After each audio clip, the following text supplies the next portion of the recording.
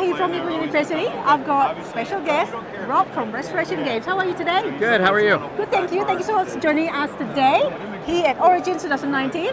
I know you are busy. Thank you so much for sparing some time for us. Yeah, no problem. I really like Origins. This is my third time. I came like a long time ago, like in 2000. And then I came 2 years ago. I had to miss last year, and now here I am. Back here. Back here. Must have loved it.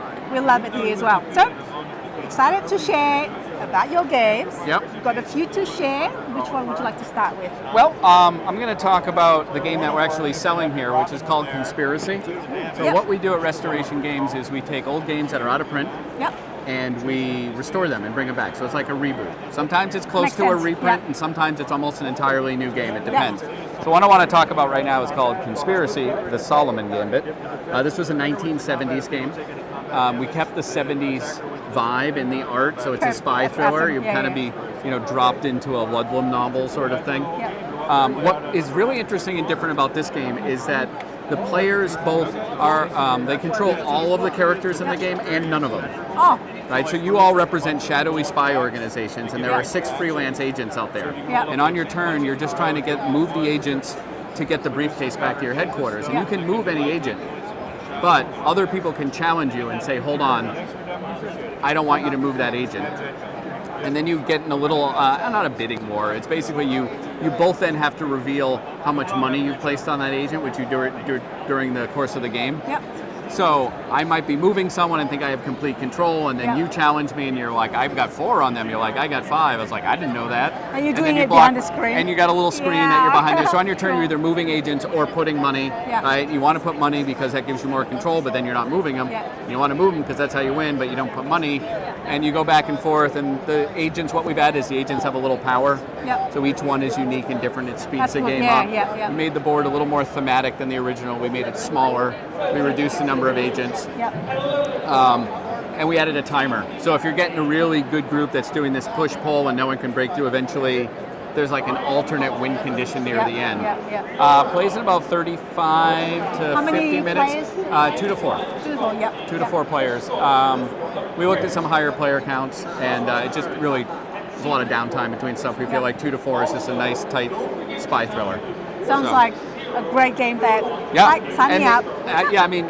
The art is just fantastic. We have the best art team, and they did And how do people can get this besides? Well, right now you can get it at Origins. It's coming into retail over the summer. We'll have it at Gen Con, and it'll be on game shelves everywhere. I don't know the exact time. I'm the creative guy, but I'm going to say by about Gen Con. Midsummer. And also available online for those who... You can go to Restoration Games, and you can buy all of our games. We have an online store. Sounds like I might even try it a bit later. I can see that you've set up a little bit. We got to set it up. We got the screens over there and all the pieces moving around and stuff like that. Fantastic. Thank you. Let's hear about your other game. Well, we have another game right here that we're demoing. It won't be on sale until Gen Con, and we're really excited. It's the beginning of our line called Unmatched. Oh. So Unmatched With some minis. It's a minis battling game, very casual. So we want it to be like a pickup. Plays 2 or 4 players. We're going to have rules later for doing a free-for-all and expanding. Right now it's 2 or 4. 4 is 2 teams of 2. The whole thing is it's this unmatched custom mix and match. So the characters right here is Bigfoot versus Robin Hood. Then we got this Battle of Legends here, which is King Arthur versus Alice in Wonderland versus Sinbad the Sailor versus Medusa. All of them have a deck of cards. All of them act very differently. So you take your deck of cards, you put your figure down, you draw some cards, and you start playing. What we wanted to do is make it very accessible, mix and match. Each of these has a double-sided board, so you have 4 boards right away. We already have plans to add more SKUs. We're working on a whole bunch of them. We've announced some of them. We have the license to Buffy the Vampire Slayer. This is in partnership with Mondo Games, so you can finally have Buffy fighting Bigfoot.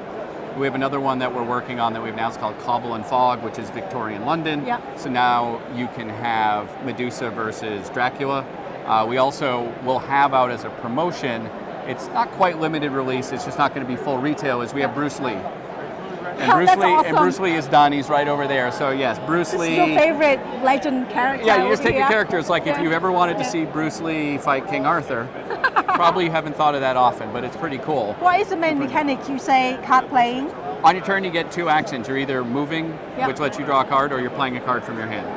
basically it. And the way combat works is I go to attack you, I say I'm attacking you, I put a card, my hand face down, you put a card face down, we turn them up, we see higher numbers and what powers go off from there. So there is a lot of asymmetry and the decks feel different, you have to learn how to play them, but we didn't want to get a ton of rules, we wanted to go above a kid's game certainly, but it is not a deep, 90-minute tactical miniatures game. Simple rules with more Simple layers rules, of strategy. Yeah, you just pick up the deck and you flip through it, you're like, I see how this deck works, and then you play it. That's good. And you're off and going. So yeah, we're really excited. That's Hopefully good. this catches on, and because we've got 15 to 20 figures all done at some various level. A lot of minis are quite complex in general, but if you have a feel like you want to try something a little bit more simpler, then yeah, this is meant to be just, well, we're waiting for something to start. Let's just get in an unmatched battle. Or I bought a new set. I got Bruce Lee.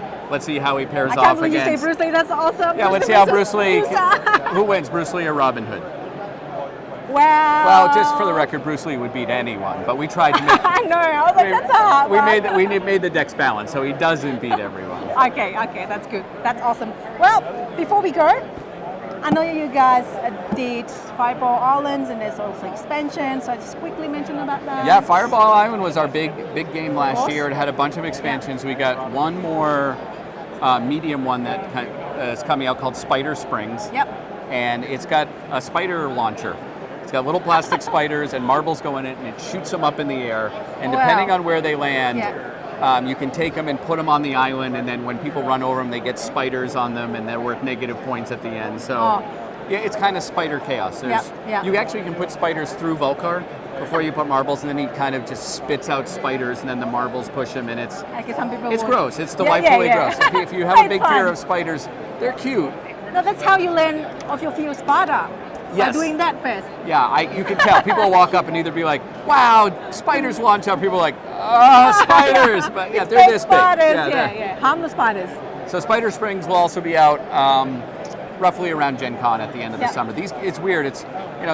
They look pretty simple, but to get those molded plastics and the springs and the launchers to all work together always takes just an extra 6 weeks more than we think it's going to. Fair enough. Sounds good. Well, thank you so much for that. Thank you for joining us.